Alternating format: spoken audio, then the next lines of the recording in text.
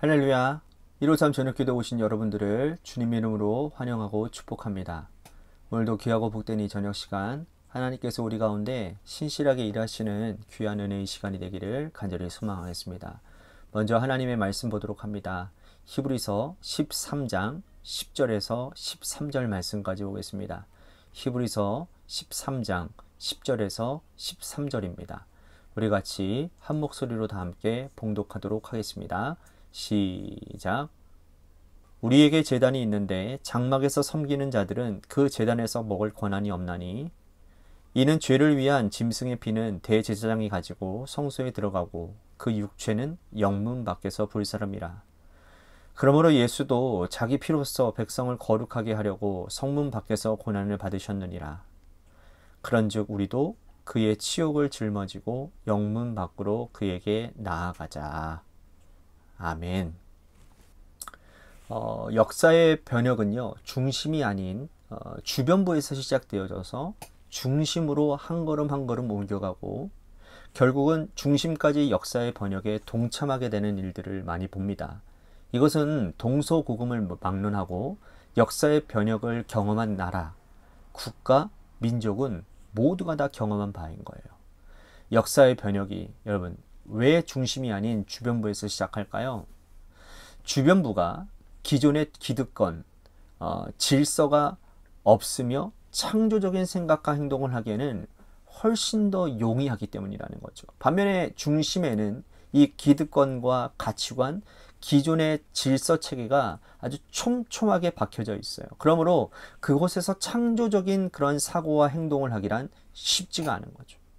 복음의 역사도 여러분 중심이 아닌 주변에서부터 시작되어졌다는 사실 아십니까? 예수님께서 하늘 보좌 버리시고 이 땅에 내려오셨을 때 헤롯의 궁전도 예루살렘의 성전도 아니라 로마의 왕실도 아닌 갈릴리 변방에서 시작이 됩니다. 그곳에서 12명의 제자들을 데리고 복음 사역을 시작하시죠. 이렇게 주변에서 시작한 예수님의 사역은 서서히 중심으로 들어와서 결국에는 로마가 기독교 국가가 되는 세계 종교화가 되는 그런 일들이 일어나게 된다는 것이죠. 자, 오늘 하나님의 말씀에는 하나님의 백성들이 중심을 고집하지 말고 영문 밖으로 나아가야 됨을 말씀하고 있어요. 그곳에서 진정한 복음의 역사가 일어난다는 것이죠.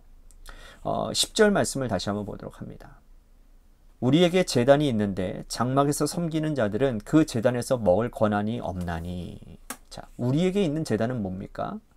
자, 이 편지를 받는 히브리서 독자들은 자유롭게 신앙생활을 하지 못하는 상태였어요. 왜냐하면 기독교가 공인되기 전이기 때문에 예수 믿는 것이 발각되었다가는 끌려가서 모진 고난을 당하고 또 공동체 전체가 파괴되어지는 그런 비극적인 결말을 맞이하기 때문이라는 거예요. 당시 로마 황제들은 황제 숭배를 강요했고 예수님 믿는 사람들은 지하 카타콤으로 숨어들어서 그곳에서 신앙생활하고 공동체 생활할 수밖에 없었어요. 그런데 그들에게 제단이 어떻게 가능했겠습니까? 과거 솔로몬 성전이나 아니면 헤롯 성전에는 번제단이 있었어요. 사람들이 짐승을 가지고 와서 그곳에서 짐승의 피를 흘리고 제사장은 피를 뿌리고 제사를 드리는 번제단이 있었단 말이죠. 하지만 이들에게는 제단이 있을 수가 없지요. 그러므로 여기서 말하는 제단은 뭡니까? 십자가를 의미하는 거예요. 십자가가 여러분 어떻게 제단이 됩니까? 바로 제단에 필요한 두 가지 요소가 있는데 그것은 바로 뭐냐면 첫 번째는 제물과 두 번째는 속죄의 피, 속죄의 기능인 거예요. 그러니까 십자가는 이 두 가지의 기능을 다 가지고 있는 것이죠. 그죠? 예수님이야말로 온전한 제물이 되셨고 그리고 짐승을 잡아 속죄한다면 단 한 번의 속죄의 효력을 가지신 그뿐만 아니라 1년이 지나면 다시 짐승을 잡아서 제사를 드려야 되지만 예수님은 한 번 죽으심으로 말미암아 완전한 속죄 제물이 되셨어요. 그러므로 우리에게 있는 제단은 십자가에 달리신 예수 그리스도, 제물 대신 예수 그리스도와 그 예수님의 피를 의미한다라는 거예요. 또 10절에서 장막에서 섬기는 자들은 누구를 말하는 걸까요? 그들은 예수님께서 이 땅에 오셨음에도 불구하고 율법에 매여 있는 자들이었어요. 이들은 그리스도의 십자가 제단에서 먹을 권한이 없는 사람들이에요. 자, 11절 말씀 보십시오.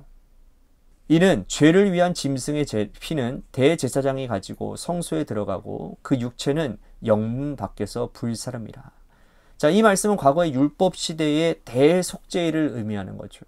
대속죄일이 되면 대제사장이 1년에 한 번 이 백성들의 죄를 사하는데 짐승을 잡아서 성소에 뿌리고 그리고 짐승의 육체는 영문 밖에 나가서 불태우는 거예요.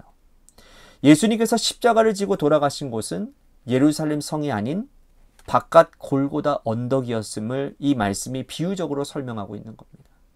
12절 말씀 보실까요? 그러므로 예수도 자기 피로써 백성을 거룩하게 하려고 성문 밖에서 고난을 받으셨느니라.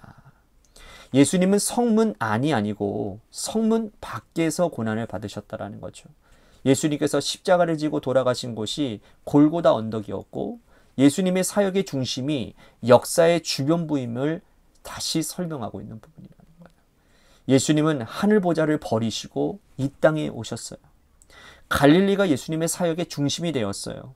그곳에는 이방인들이 있었고 그리고 연약한 사람들, 즉 그때 당시에 정말 많은 사람들에게 핍박받고 무시당하던 사람들, 어부들, 과부들, 가난한 자들, 병든 자들, 그 갈릴리 지역에는 그런 사람들이 많이 있었어요. 그들에게 설교하실 때에는 어려운 말씀하지 아니하시고 정말 쉬운 말씀, 비유로 말씀을 하셔서 그들에게 알아듣게 말씀하셨단 말이죠. 예수님은 사마리아 성에도 가셨어요. 수가성 여인을 만나셨죠.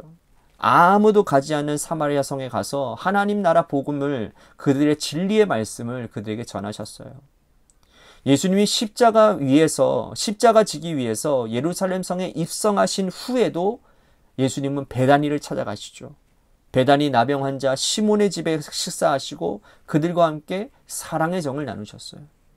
아무도 돌보지 않는 죄인과 세리들과 함께 공동체 생활을 하셨습니다. 이처럼 예수님의 삶은 영문 안이 아니라 영문 밖이었고 예수님의 삶은 성 안이 아니라 성 밖에 있는 가난한 자들, 병든 자들과 함께 하셨다라는 거예요. 그곳에서 일어난 복음이 세상을 변화시켰고 또 오늘 그 진리의 역사가 전해져 오고 있는 것입니다. 히브리서 기자는 이렇게 말을 하고 있습니다. 13절 말씀 보십시오. 그런즉 우리도 그의 치욕을 짊어지고 영문 밖으로 그에게 나아가자. 그러므로 우리도 영문 밖으로 나아가야 된다라고 말씀을 하는 거예요. 이렇게 말씀하신 까닭은 여전히 유대 율법주의에 사로잡힌 자들에게 영문 밖에 계신 예수 그리스도로 나아감을 다시 역설하는 것이죠. 이 말씀은 또한 당시 성도들이 가지고 있는 기득권을 포기하고 소외되고 가난한 자들, 병든 자들, 예수님이 친구로 삼았던 자들과 함께 할 것을 독려하는 말씀이기도 합니다.